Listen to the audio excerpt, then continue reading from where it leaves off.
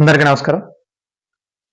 ఇప్పుడు ప్రకాశం జిల్లా దర్శి నియోజకవర్గంలో మద్దిశెట్టి గారి అడుగుల మీదే అందరి ఆసక్తి.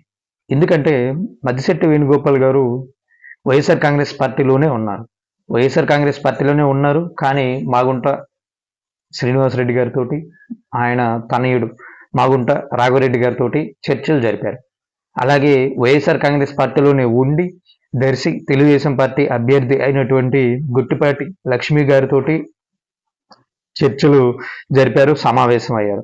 సో ఇప్పుడు ఆయన ఎలాంటి నిర్ణయం తీసుకుంటారు, వైసీపీలోనే కొనసాగి వైఎస్ఆర్ కాంగ్రెస్ పార్టీ అభ్యర్థి అయినటువంటి బూచేపల్లి శివప్రసాద్ రెడ్డి గారి విజయానికి కృషి చేస్తారా, లేదా వైఎస్ఆర్ కాంగ్రెస్ పార్టీకి వ్యతిరేకంగా పనిచేస్తారా? ఈ చర్చ అయితే నియోజకవర్గ వ్యాప్తంగా మద్దిశెట్టి వేణుగోపాల్ గారి వర్గంలో బాగా బలంగా వినిపిస్తుంది. మనం ఎంత కాదనుకున్నా వైఎస్ఆర్ కాంగ్రెస్ పార్టీ అభిమానులు ఒప్పుకున్నా ఒప్పుకోకపోయినా దర్శి నియోజకవర్గంలో మద్దిశెట్టి వేణుగోపాల్ గారికి బలమైన వర్గం ఉంది అనే మాట వాస్తవం. ఎందుకంటే గతంలో బూచేపల్లి శివప్రసాద్ రెడ్డి గారు ఎమ్మెల్యేగా గెలిచినప్పుడు ఆయన 13,000 మెజార్టీతో గెలిచారు.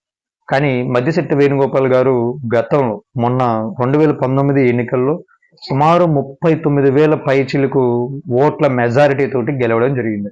సో దాన్ని బట్టి అర్థమవుతుంది. అలాగే 2009లో ప్రజారాజ్యం పార్టీ తరఫున పోటీ చేసినప్పుడు కూడా ఆయనకి సుమారుగా 27,000 ఓట్ల వరకు వచ్చింది. సో వీటన్నింటి కనుక పరిగణలోకి తీసుకొని చూస్తే ఖచ్చితంగా బూచేపల్లి శివప్రసాద్ రెడ్డి గారి విజయానికి మద్దిశెట్టి వేణుగోపాల్ గారి వర్గం కూడా అవసరం అనేది మనకి అర్థమవుతుంది. కానీ మద్దిశెట్టి వేణుగోపాల్ గారి వర్గం మాత్రం బూచేపల్లి శివప్రసాద్ రెడ్డి గారికి ఎంత మేరకు సహకరిస్తుంది అనేది ఇప్పుడు నియోజకవర్గం వ్యాప్తంగా ఉన్న ప్రజలందరిలో ఉన్న ఒక చర్చ. ఖచ్చితంగా వైసీపీ విజయానికైతే దర్శి నియోజకవర్గంలో మద్దిశెట్టి వర్గం సహకరించదు అనేది బలంగా వినిపిస్తున్న ప్రచారం. దానికి తగ్గట్టుగానే ఇటీవల తెలుగుదేశం పార్టీ అభ్యర్థి అయినటువంటి గుట్టిపాటి లక్ష్మి గారు, అలాగే తెలుగుదేశం పార్టీ ఇతర నాయకులు వాళ్ళందరూ కలిసి మద్దిశెట్టి వేణుగోపాల్ గారి ఇంటికి వెళ్ళి ఆయన సహకారం అడగడం, ఆయన కూడా సానుకూలంగా స్పందించడం, అందరినీ బాగా రిసీవ్ చేసుకోవడం, వారికి వెళ్ళిన వారందరికీ భోజనాలు కూడా ఆయన ఇంట్లోనే స్వయంగా ఏర్పాటు చేయడం. సో ఇదంతా చూస్తూ ఉంటే ఆయన తెలుగుదేశం పార్టీతో కలిసి పనిచేయడానికి ఆసక్తిగా ఉన్నారు, ఆసక్తి చూపిస్తున్నారు అనేది క్లియర్గా అర్థమవుతుంది.